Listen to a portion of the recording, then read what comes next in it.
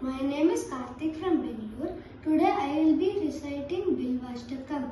Tridalam Trigunakaram Trinetram Chatriyayudam Trijanma Papa Samharam Meka Bilvam Shivarpanam Trishakai Bilva Patraischa Achidrai Komalai Shubhai Tava Pujam Karishyami Eka Bilvam Shivarpanam Darshanam Bilva Vrukshasya Sparshanam Papanashanam Aghora Papa Samharam Eka Bilvam Shivarpanam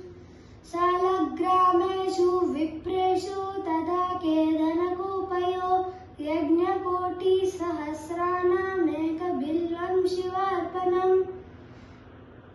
Dantakoti Sahasreshu Ashwamedha Chatani Cha Koti Janma Phaladena Eka Bilvam Shivarpanam Ekam Cha Bilva Patraischa Koti Janma Phalam Labhed Mahadevaischa Pujardham Eka Bilvam Shivarpanam Kashi Kshetre Vivasam Cha Kala Vairava Darshanam Gaya Prayaga Medrushta Eka Bilvam Shivarpanam Umaya Saha Devesham Nananam Nandi Shankaram Mucchate Sarva Paperbhyo Eka Bilvam Shivarpanam